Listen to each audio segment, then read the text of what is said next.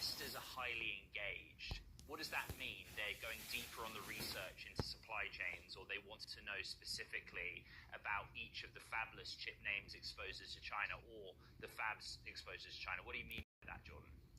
Well, what I mean is that people are definitely reaching out, asking questions, wanting to know what their peers in the investment community are doing and thinking.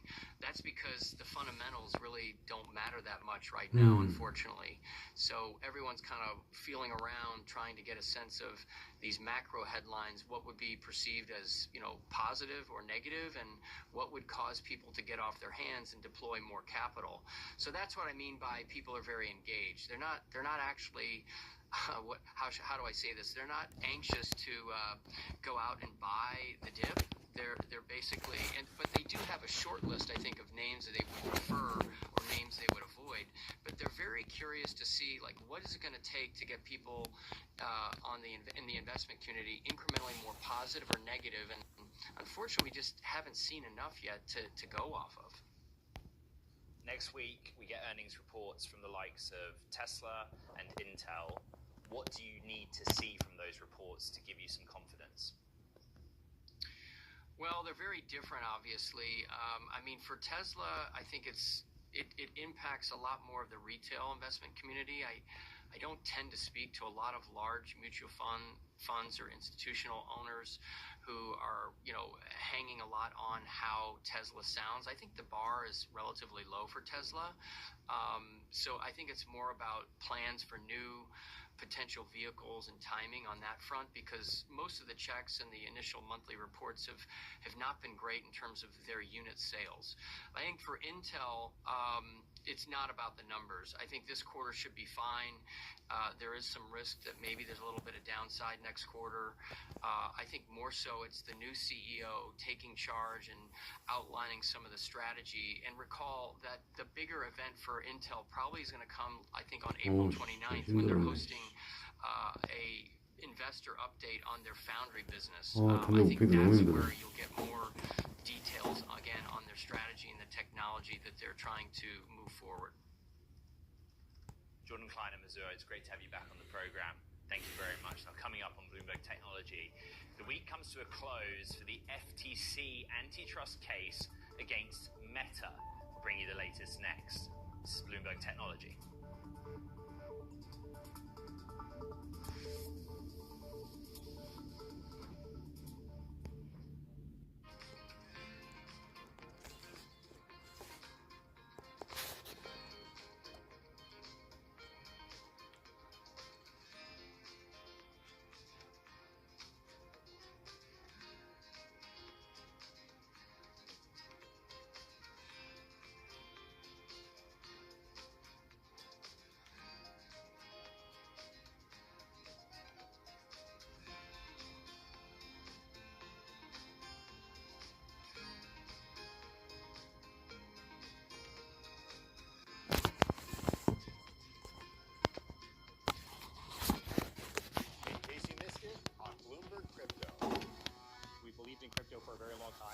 We believed in DeFi. When you look at DeFi and the power of that, it's really restoring the power back to the people. There's nothing that DeFi, there's nothing that cryptocurrency on blockchain can't do better, cheaper, in every way faster, more transparently than the financial system that we have right now. There's not a Friday that goes by where I'm not chasing a swift wire transfer, hoping it comes in on, before the 4 p.m. deadline, or trying to send one out. You could transfer millions and millions and millions of dollars worth of Bitcoin overseas, while having a glass of wine with your wife at 11 o'clock at night.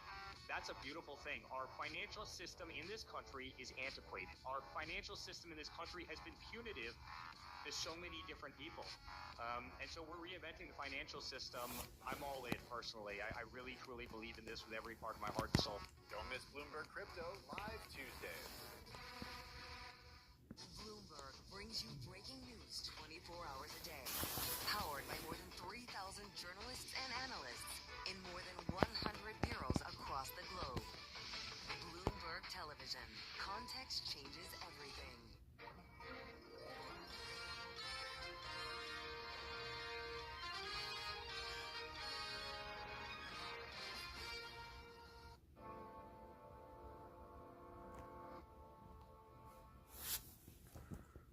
힘들다.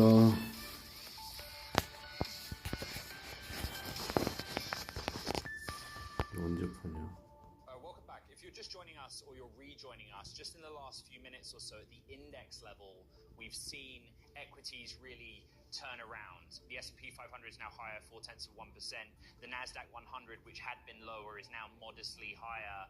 Not seeing any specific headlines on the Bloomberg terminal, but we will look into what's going on. It's an interesting change of direction in, again, what is a shorter trading week here in the United States. Let's get back to one of our top stories.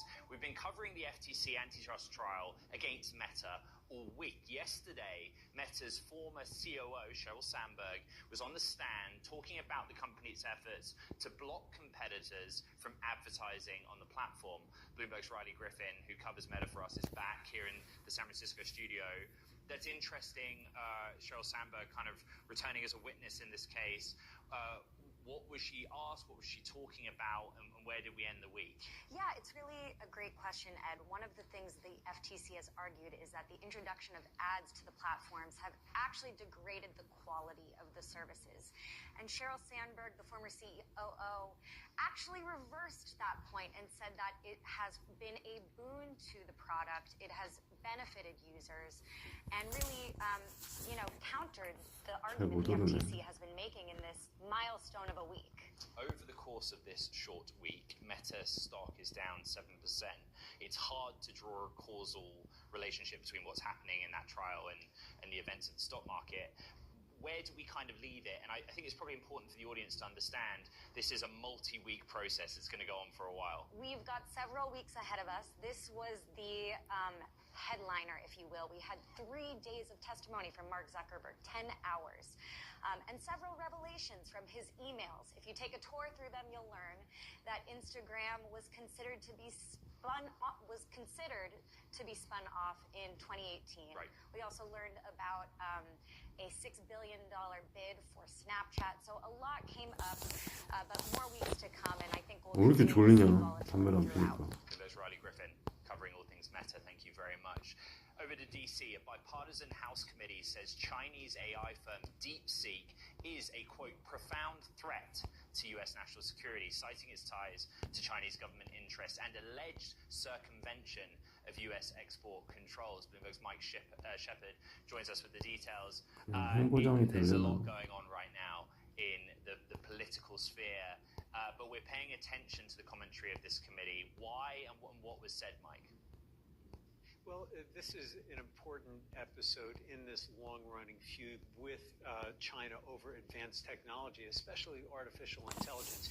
Remember, DeepSeek made its big breakthrough right as Donald Trump was taking the oath of office. And in the following week, we really saw equities here in the U.S. slide on fears that maybe this AI boom was oversold and overpriced because DeepSeek was promising to do things cheaper and perhaps faster and more efficiently using whatever technology it may have had at its disposal. Now, the committee is raising questions about DeepSeek on a couple of different levels. One is just what it does, and it is echoing concerns it has flagged about TikTok, and those are namely security related.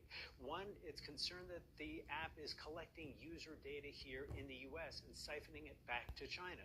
Two, it is concerned that it may have ties, and it cited corporate filings, to the Chinese government. Similar claim it's made with relation to ByteDance and its ownership of TikTok. And three, there's also concern that the platform itself could be censored to reflect Chinese views. 더럽게 If 재미없네. you just run a test on putting what happened in Tiananmen Square, you're going to get a very different answer and one that is much more in line with the Chinese government.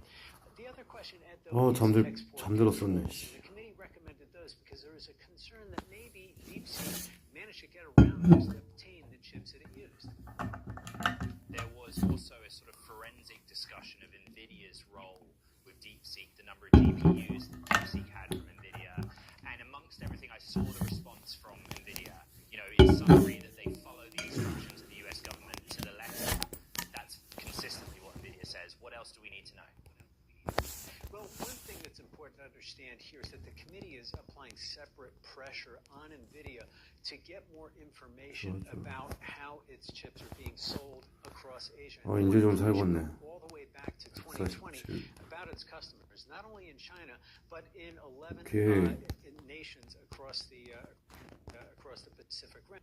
They want to know how those H20 chips that DeepSeek is believed to have used may have ended up en masse in the firm's possession and helped it develop that R1 model. 교실은 동의를 했지. The concern is that NVIDIA, maybe it knows its customers, but maybe it 1%는 doesn't as 올라야지. well. NVIDIA, of course, yesterday responding very quickly to say that it 무리요. abides by all U.S. export restrictions and is eager to continue working with the U.S. government, even as it tries to protect its business in China, which we see Jensen Huang doing with a visit to Beijing just in the past 24 hours. Bloomberg's Mike Shepard, thank you very much. Now, coming up on Bloomberg Technology, Perplexity is nearing a deal with smartphone makers to take on the likes of Google's Gemini virtual assistant. We've got some details on Bloomberg reporting ahead. This is Bloomberg Technology. 엔비디아 힘 좀 내라.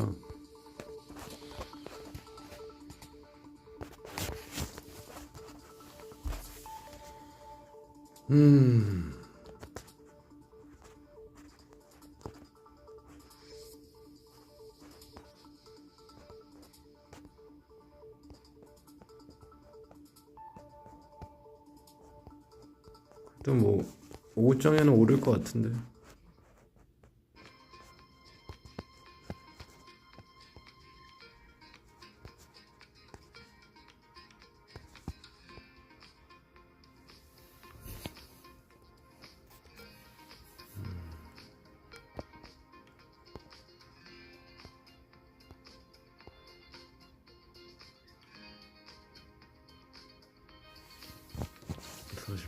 충전 많이 했네.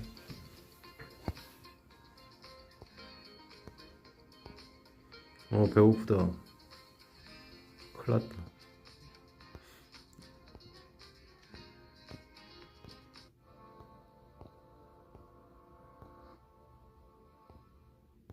Bring you up to the minute geopolitical news wherever and What's the whenever it politics? happens. I'm Anne-Marie Hodern in Buenos Aires, Argentina, and this is Bloomberg. 여기까지네.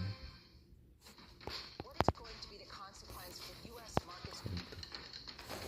We're basically deep in the European earnings season. 갑니다.